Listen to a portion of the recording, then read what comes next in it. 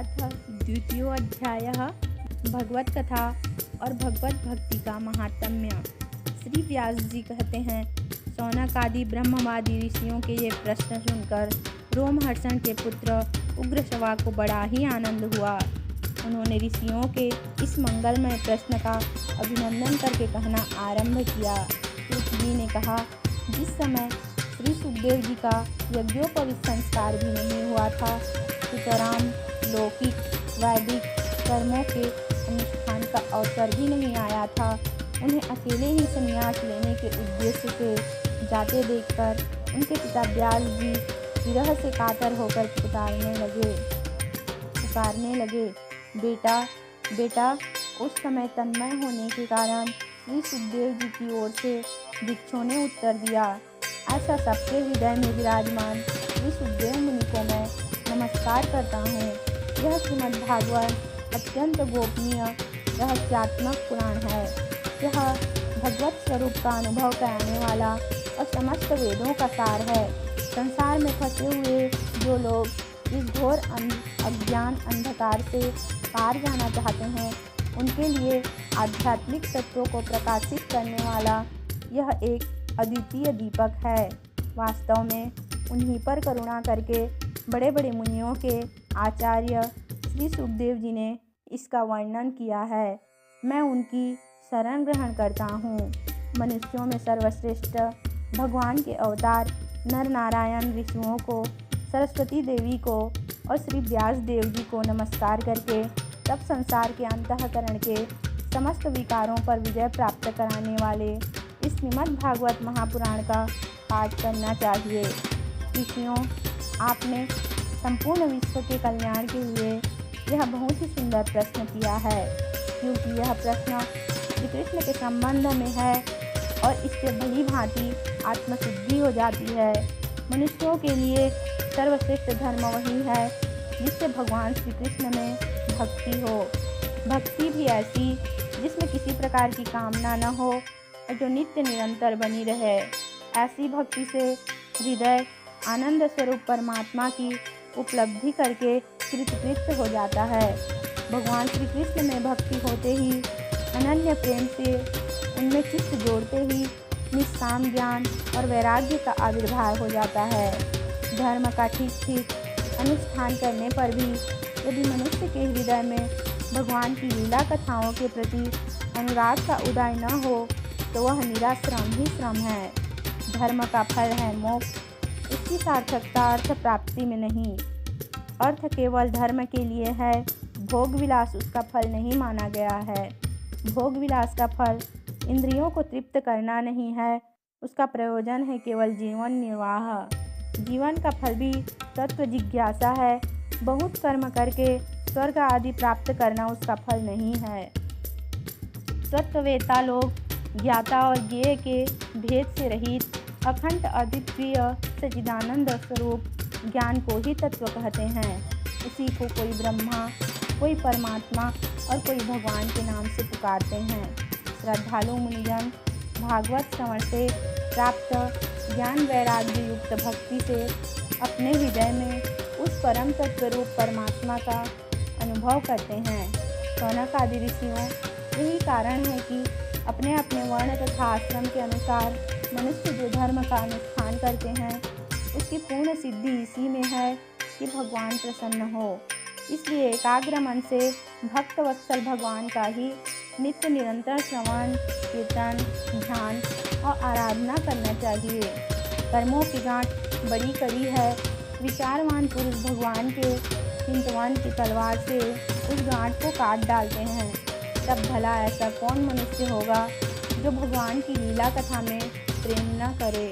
शौनक आदि ऋषियों, पवित्र तीर्थों का सेवन करने से महत् सेवा, तदंतर श्रवण की इच्छा, फिर श्रद्धा, तत्पश्चात भगवत कथा में रुचि होती है। भगवान श्री कृष्ण के यश का श्रवण और कीर्तन दोनों पवित्र करने वाले हैं। वे अपनी कथा सुनने वाले के हृदय में आकर स्थित हो जाते हैं और उनकी अशुभ वासनाओं को नष्ट कर देते हैं, क्योंकि वे संतों के नित्य सुहृद हैं। जब श्रीमद्भागवत अथवा भगवत भक्तों के निरंतर सेवन से अशुभ वासनाएं नष्ट हो जाती है, तब पवित्र कीर्ति भगवान श्री कृष्ण के प्रति स्थायी प्रेम की प्राप्ति होती है। तब रजोगुण और तमोगुण के भाव, काम और लोभ आदि शांत हो जाते हैं और चित्त इनसे रहित होकर सत्वगुण में स्थित एवं निर्मल हो जाता है। इस प्रकार भगवान की प्रेममयी भक्ति से जब संसार की समस्त आसक्तियाँ मिट जाती हैं, हृदय आनंद से भर जाता है, तब भगवान के तत्व का अनुभव अपने आप हो जाता है। हृदय में आत्मस्वरूप भगवान का साक्षात्कार होते ही हृदय की ग्रंथि टूट जाती है, सारे संदेह मिट जाते हैं और कर्म बंधन क्षीण हो जाता है। इसी से बुद्धिमान लोग नित्य निरंतर बड़े आनंद से भगवान श्री कृष्ण के प्रति प्रेम भक्ति करते हैं, जिसमें आत्म प्रसाद की प्राप्ति होती है। प्रकृति के 3 गुण हैं, सत्व, रज और तम। इनको स्वीकार करके इस संसार की स्थिति, उत्पत्ति और प्रलय के लिए एक अद्वितीय परमात्मा ही विष्णु, ब्रह्मा और रुद्र ये 3 नाम ग्रहण करते हैं। फिर भी मनुष्यों का परम कल्याण तो सत्वगुण स्वीकार करने वाले श्री हरि से ही होता है। जैसे पृथ्वी के विकार, लकड़ी की अपेक्षा धुआं श्रेष्ठ है और उससे भी श्रेष्ठ है अग्नि, क्योंकि वेदोक्त यज्ञ आदि के द्वारा अग्नि सद्गति देने वाला है। वैसे ही तमोगुण से रजोगुण श्रेष्ठ है और रजोगुण से भी सत्वगुण श्रेष्ठ है, क्योंकि वह भगवान का दर्शन कराने वाला है। प्राचीन युग में महात्मा लोग अपने कल्याण के लिए विशुद्ध सत्वमय भगवान विष्णु की ही आराधना किया करते थे। अब भी जो लोग उनका अनुसरण करते हैं, वे उन्हीं के समान कल्याण भाजन होते हैं। जो लोग इस संसार सागर से पार जाना चाहते हैं, वे यद्यपि किसी की निंदा तो नहीं करते, न किसी में दोष ही देखते हैं, फिर भी घोर रूप वाले तमोगुणी, रजोगुणी, भैरव आदि भूतपतियों की उपासना न करके सत्यगुणी विष्णु भगवान और उनके अंश कला स्वरूपों का ही भजन करते हैं। परंतु जिसका स्वभाव रजोगुणी अथवा तमोगुणी है, वे धन, ऐश्वर्य और संतान की कामना से भूत, पितर और प्रजापतियों की उपासना करते हैं, क्योंकि इन लोगों का स्वभाव उन भूतादि से मिलता जुलता होता है। वेदों का तात्पर्य श्री कृष्ण में ही है। यज्ञों के उद्देश्य से श्री कृष्ण ही हैं। योग श्री कृष्ण के लिए ही किए जाते हैं और समस्त कर्मों की परिसमाप्ति भी श्री कृष्ण में ही है। ज्ञान से ब्रह्म स्वरूप श्री कृष्ण की ही प्राप्ति होती है। तपस्या श्री कृष्ण की प्रसन्नता के लिए ही की जाती है। श्री कृष्ण के लिए ही धर्मों का अनुष्ठान होता है और सब गतियाँ श्री कृष्ण में ही समा जाती हैं।